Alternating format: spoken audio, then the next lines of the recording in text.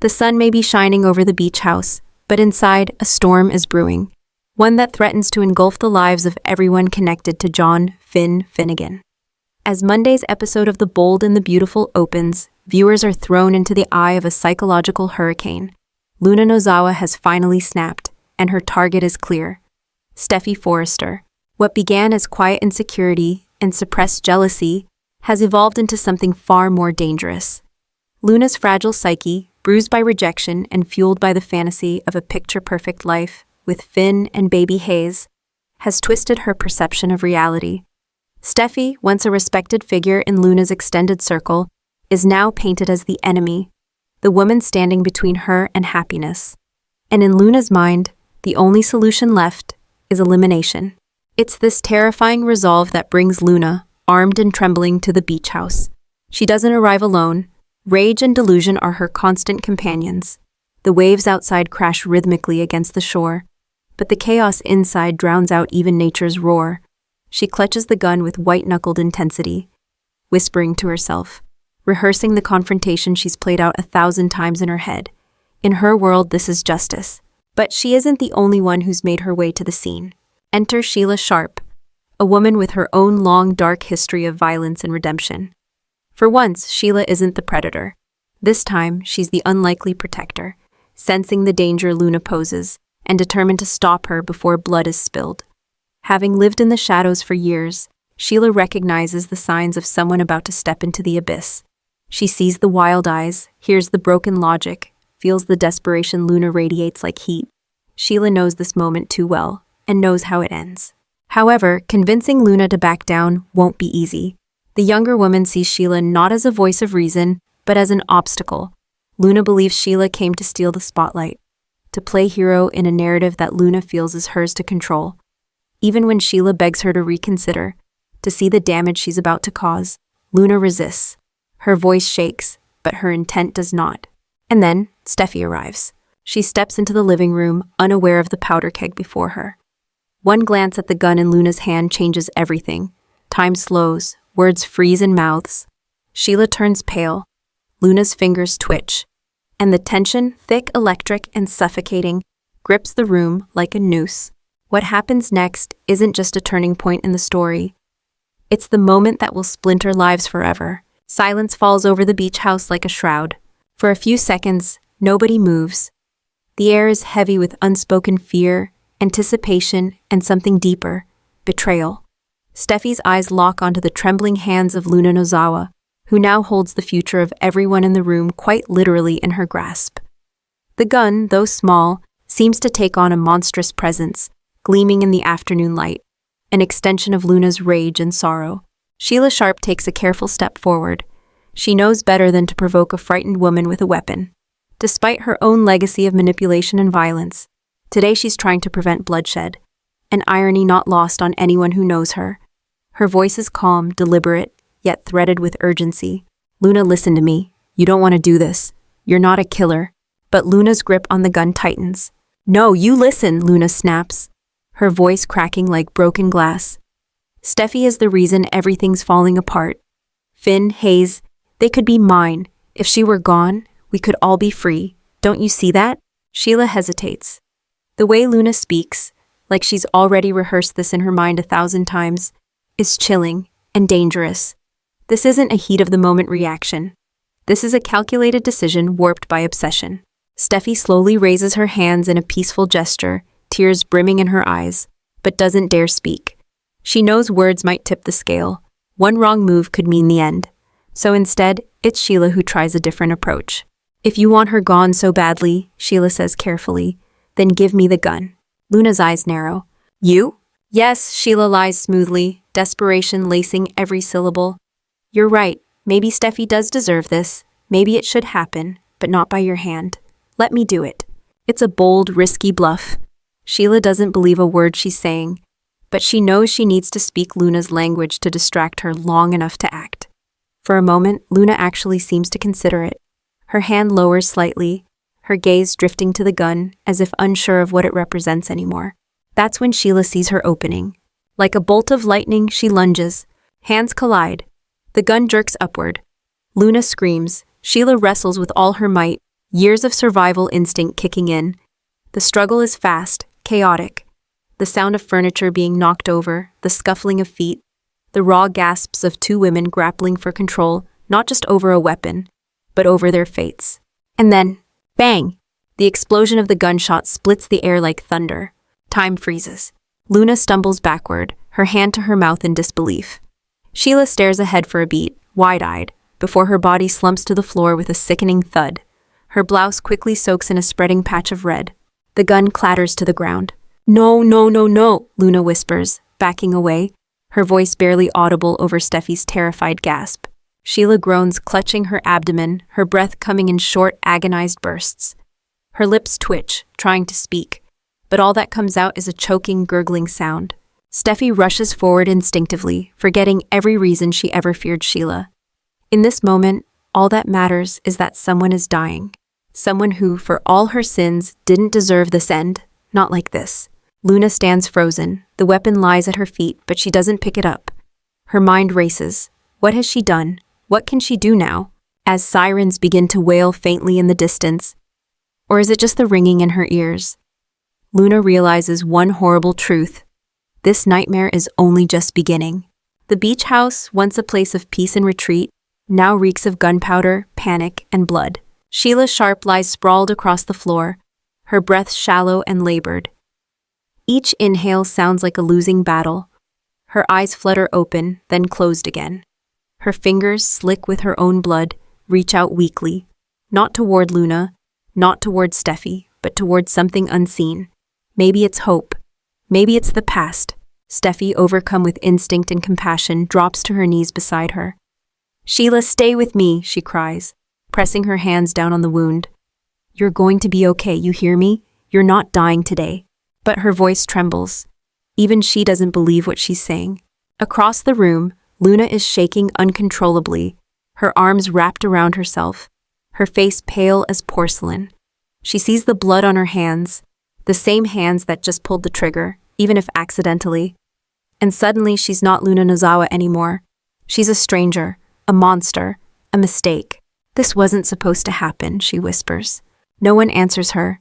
Even Steffi is too focused on trying to stop Sheila from bleeding out to offer a word.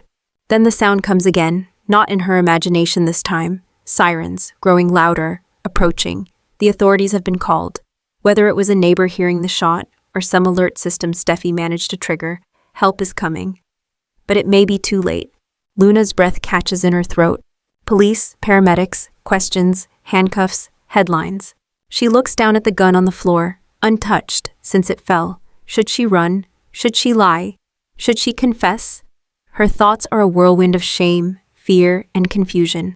Steffi lifts her gaze from Sheila and looks straight at Luna, eyes blazing. You need to step away from the weapon, now. The tone is calm, but there's no room for negotiation. Luna nods stiffly and stumbles backward. Her legs feel like jelly, her chest tightening with every heartbeat. She wants to say something, to apologize, to explain, but the words are buried under layers of guilt. There is no justification for what just happened. Suddenly, the front door bursts open. Uniformed officers flood in, weapons drawn. A paramedic team isn't far behind.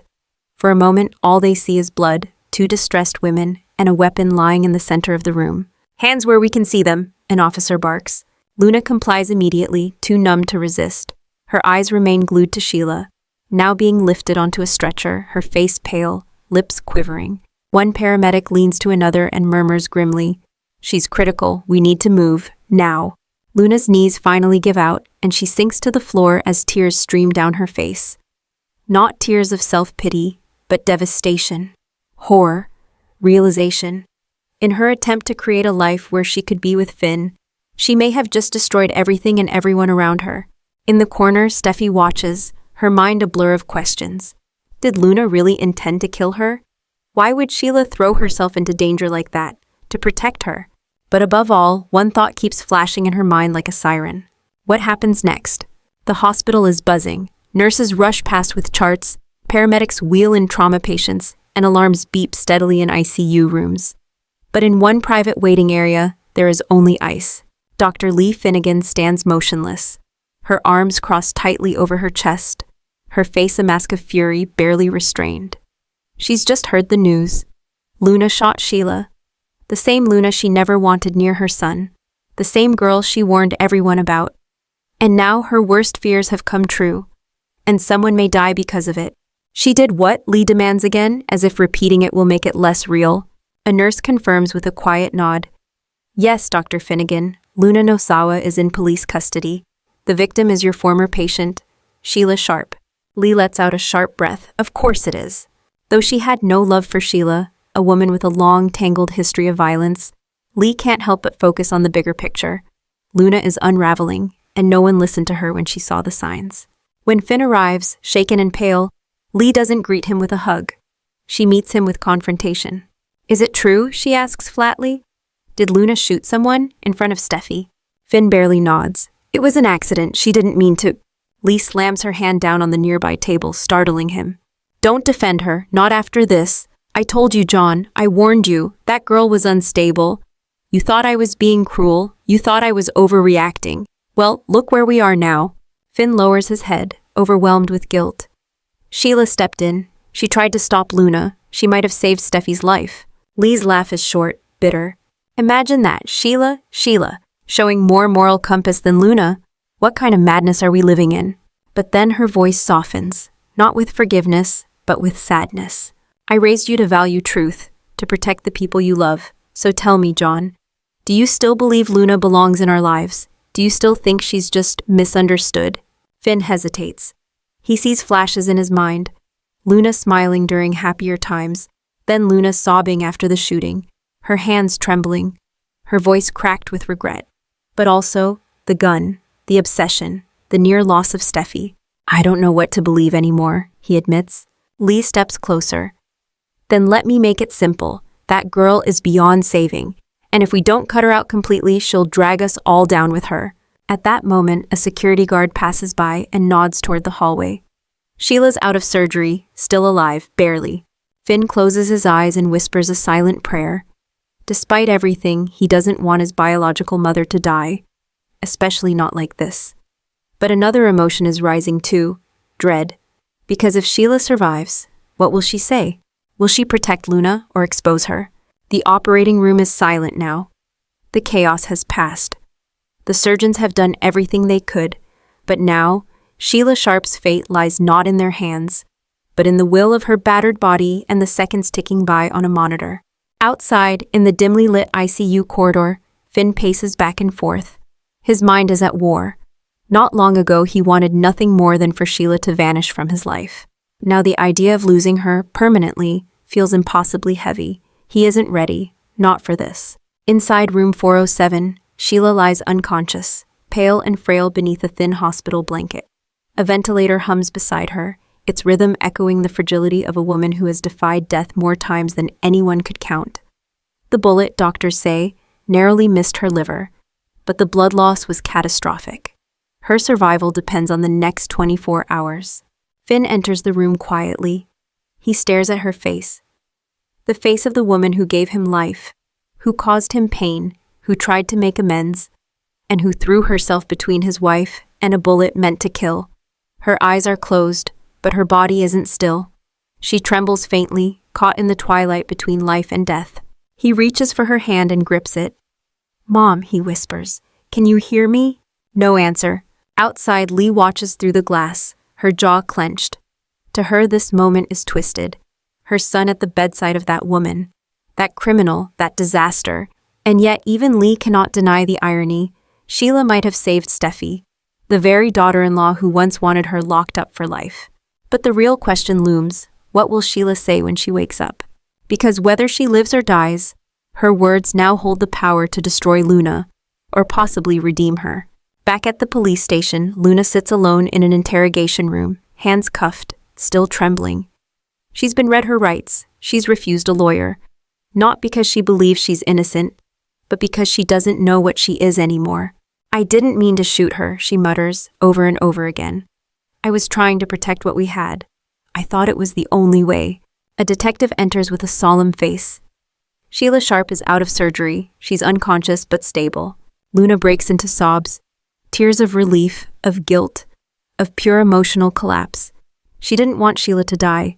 She didn't want anyone to get hurt. But what did she think would happen when she brought a gun into a house with Steffi Forrester? Meanwhile, Steffi is giving her own statement. Unlike Luna, her words are sharp and focused. She describes every moment, Luna's obsession, her threats, the gun, the confrontation, the shot. She leaves nothing out. Sheila tried to stop her, Steffi says plainly. That's the only reason I'm alive. Detectives exchange glances. The story is consistent. One more voice needs to confirm it. Sheila's. Back in ICU, Sheila stirs. A nurse rushes to Finn's side. She's waking up. He leans close. Mom, it's me. You're safe. You're going to be okay. Sheila's lips part slightly. Her voice is weak. Luna? Finn's heart pounds. What about Luna? Sheila's eyelids flutter. She didn't mean it. Those 4 words fall like stones in the quiet room. A declaration, a decision, a defense. Sheila, the most feared woman in Los Angeles, may have just chosen mercy over vengeance. Forgiveness should be a balm. But for Luna Nozawa, it becomes a curse. Sheila's whispered defense, she didn't mean it, spreads quickly through the hospital and police precinct. By evening, the detectives soften their tone. The formal charge of attempted murder is reduced to aggravated assault pending psychiatric evaluation. A lawyer is appointed. The press is notified. Sheila Sharp survives gunshot, urges compassion for her shooter. For the public, it's a shocking twist. For Steffi and Lee, it's infuriating. And for Luna, it is the beginning of her unraveling. She's released from custody and placed under house supervision at her mother's apartment. Her phone is gone, the windows are locked. Her mother cries silently in the other room, unsure of what to say, how to comfort, how to understand.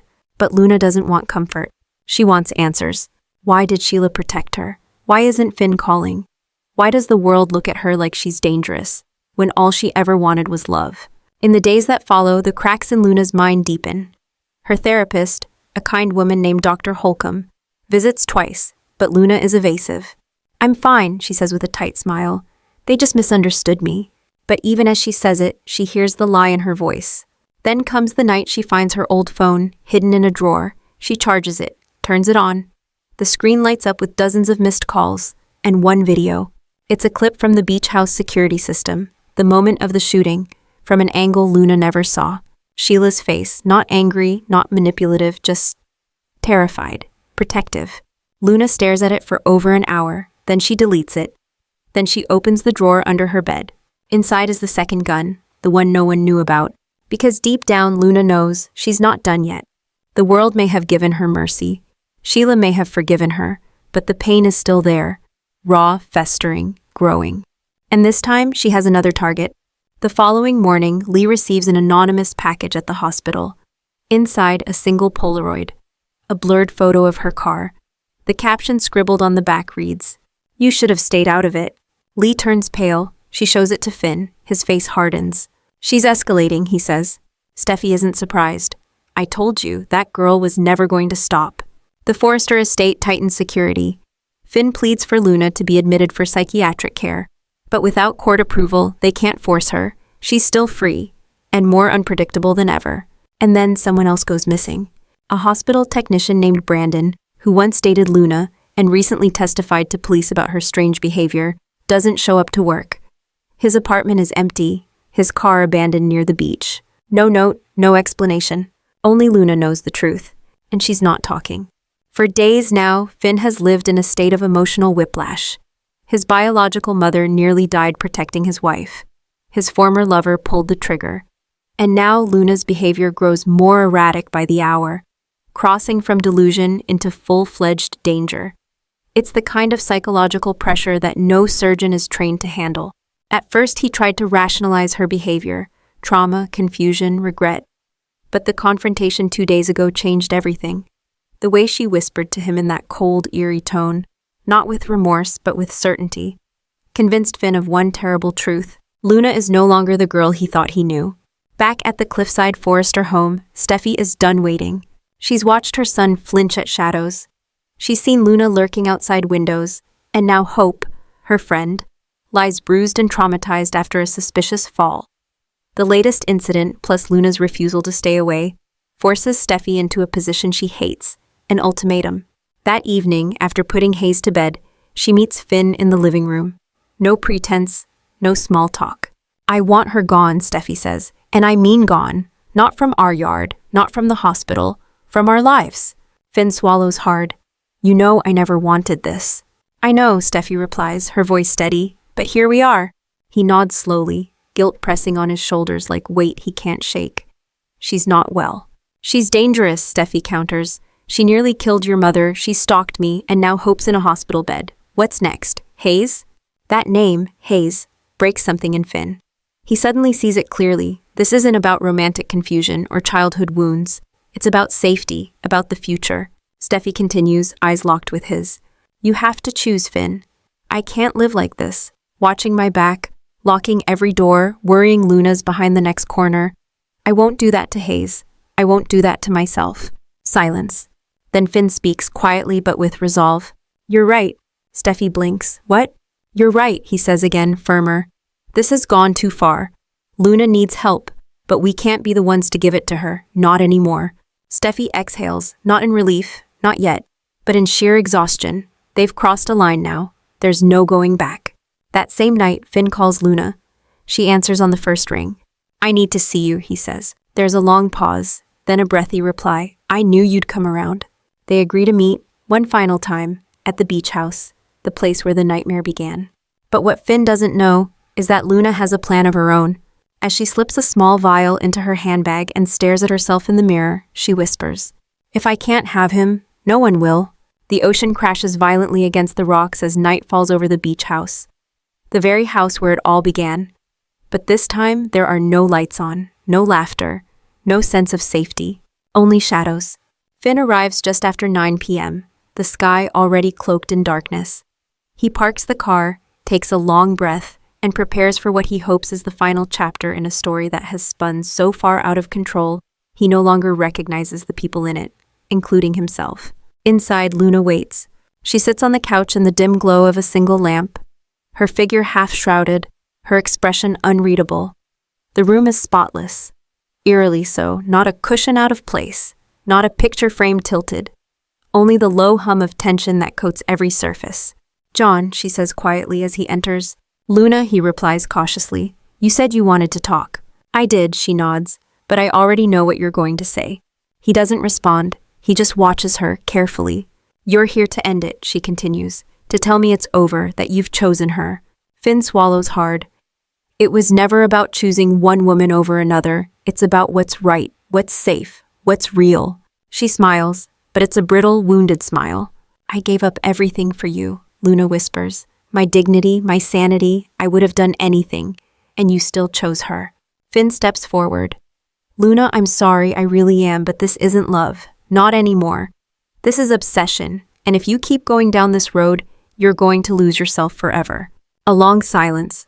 Then Luna stands, slowly, gracefully. Her hand drifts toward her purse. I thought maybe, if we met one last time, you'd change your mind, she says softly.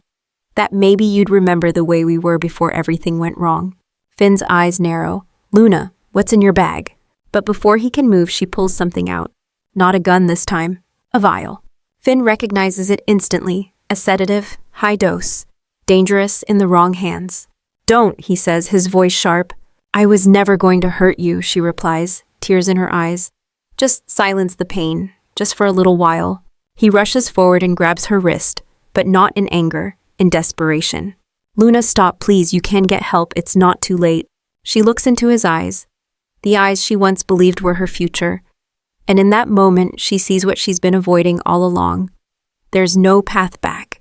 Not to Finn, not to reality, only forward, into the unknown. And for the first time she collapses. In sobs, in shame, in surrender. Finn holds her, but not as a lover, as a doctor, as someone who still, despite it all, wants her to survive, wants her to heal, wants her to let go. Outside, sirens approach once more. Steffi had called them, just in case. They arrive to find Luna curled in a blanket, Finn nearby, silent and hollow-eyed. Paramedics take her gently. She doesn't resist. Sheila, recovering in her hospital bed, watches the news and murmurs. She's free now from herself. Steffi hugs Finn tightly that night. Not because they've won, but because they've endured. Because in a world like the bold and the beautiful, that's all you can do. Survive the chaos, love harder, and hold on to the truth, even when it's buried under betrayal. Thank you for reading this in-depth preview of The Bold and the Beautiful. If you enjoyed this emotional ride, don't forget to like, comment, and subscribe for more spoilers, analysis, and drama from your favorite daytime saga. We'll be right here, covering every heartbreak, every twist, and every second chance. Hello and goodbye. Until next time.